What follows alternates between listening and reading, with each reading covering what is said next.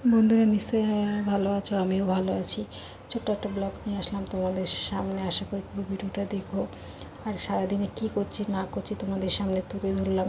চলো তাহলে দেখা যাক সারাদিনে আমি কি কাজটা করি না কাজ করি। সকাল 7:15 বাজে আমার ডিউটি চালু। চলো দেখি। দেখো ঘর থেকে বেরোতে একটা খুব সুন্দর ফুল ফুটেছে। কার না ভালো লাগে জবা ফুল? আমার ছেলে দেখছে, দেখো মানে খুব মজা পাচ্ছে। আমাদের ছাদ নেই তো, সামনে পিছনে ফুল গাছ লাগিয়েছি, সেই ফুল দিয়ে ঠাকুর পুজো করে চলো কোথায় যাচ্ছি। দেখো আমার ছোট ছেলে, এটা নিশ্চয়ই তোমরা জানো। আর সামনে পুরো মাঠ দেখছো, পুরো সামনে মাঠ, রাস্তা ধরে চলে যাচ্ছি। হাঁটছি, কোনো দোকানপাট খুলিনি। দেখো পুরো রাস্তা ফাঁকা, এতটাই সকাল, মানে রোববার, এতটাই সকাল। সবাই হাঁটছে। দেখো মুরগির দোকান, মুরগি দেবে মানে খাঁচা করে মুরগি নিয়ে আসে, সব দোকানে দোকানে মুরগি সাপ্লাই করে ওরা। তাই জন্য একটু হাতে মোবাইল ছিল, তাই একটু ভিডিও করে নিলাম। আর এই যে স্টেশন পার হয়ে আমাদের যেতে হয়। দেখো স্টেশনে এখানে প্রচুর লোক, যেহেতু যার যার কাজে বেরোতে হয়, সকালবেলা যতই হোক সবাই কাজে বেরিয়ে যাবে। জাস্ট তোমাদের সামনে তুলে ধরা। এই দেখো সামনে একটা মন্দির পড়েছে, মা কালী, সেটাও তুলে ধরলাম তোমাদের সামনে। যাতায়াত পথে আমাদের অনেক মন্দিরই পড়ে। এটা এই দেখো কোথায় চলে আসলো, আমার ছেলে আঁকাতে চলে আসলো।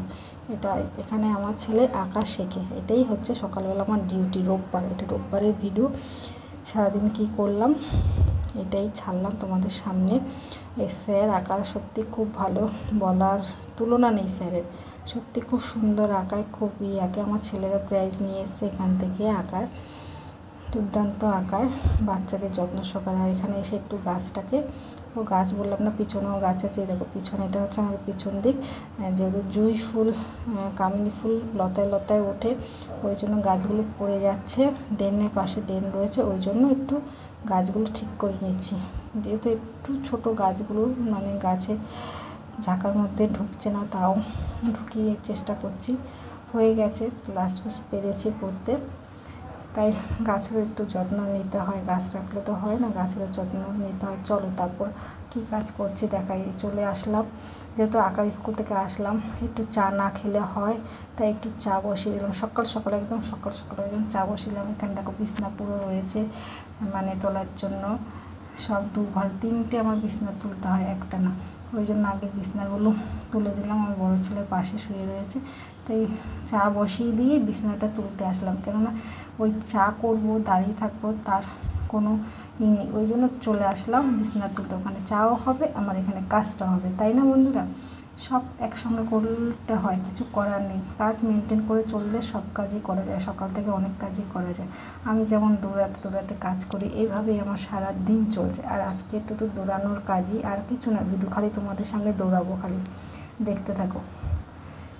বিছনা তোলা হয়ে গেল আমার। দেখো পুরো রেডি বিছনা। ওই ঘরের বিছনাও তুলে ফেলবো। সকালে তো এটাই ডিউটি মেয়েদের, না? সকালে আগে বিছনা তোলা, সব কিছু করো, কিন্তু আমি চাটা বসিয়ে বিছনাটা তুলি। দেখতে থাকো। সত্যি মেয়েদের সত্যি কাজ অনেক। দাদাভাই থাকলে আমার আর বেরোতে লাগতো না, রোববারটা ওই বেরোতো।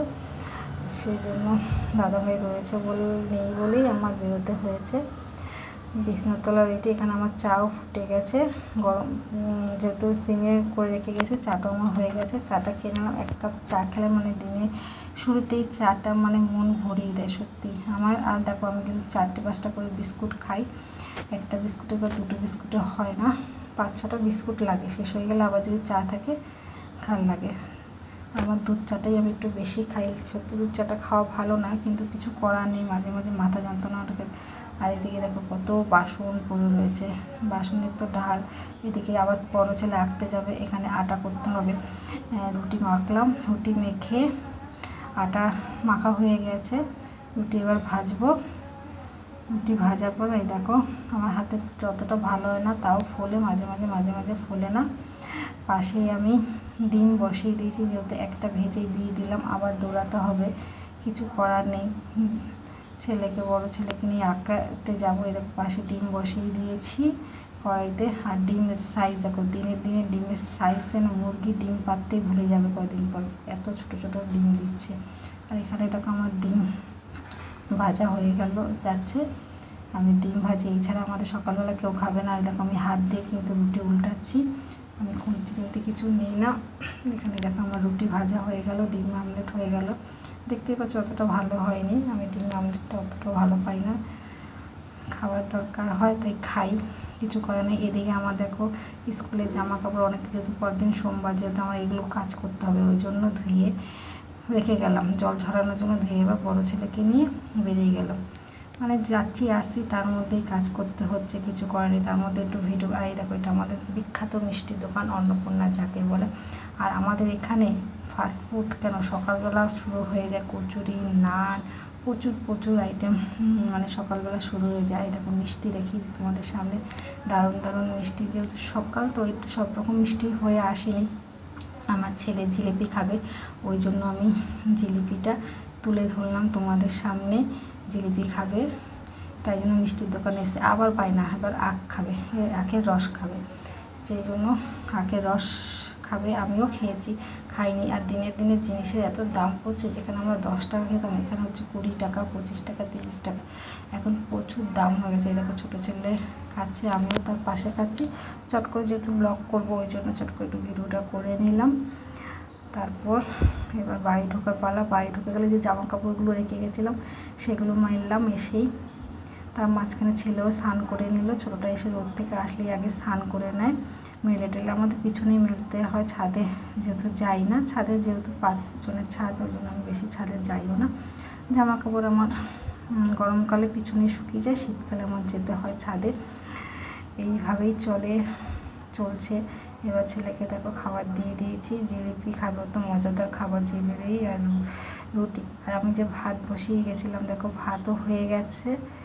এই দেখো ভাত বসিয়েছি। এবার বড়ো ছেলেকে আনা পড়া, তখন যে দেখলাম দোকানপাট বন্ধ হয়ে গেছে, এখন দেখো কত দোকানপাট খুলে গেছে। আমাদের স্টেশনের ওপরে প্রচুর দোকান, গ্রাম, মধ্যম গ্রাম ঠিকই, কিন্তু প্রচুর দোকান, প্রচুর। আর ফুল দেখো সকালবেলা বেশ ভালোই লাগে, তাই একটু তোমাদের সামনে তুলে ধরলাম।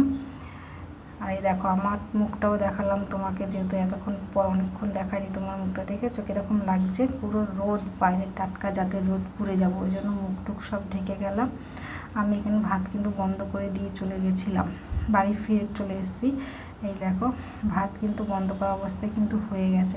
আর এখানে আমি আজকে বিশেষ কিছু রান্না করবো না, এদিকে 12টা বেজে গেছে, 12টা 10-15 হয়ে গেছে, ওই জন্য ভাজা করব, মিষ্টি আলু ভাজা, পটল ভাজা করলাম। আর শাক ছিল, আগের দিনে শাক ছিল, সেটা শাক করলাম। তারপর আজকাল আমি কিন্তু গ্যাসটা মুছে নিলাম, গ্যাসও মোছা হয়ে গেছে।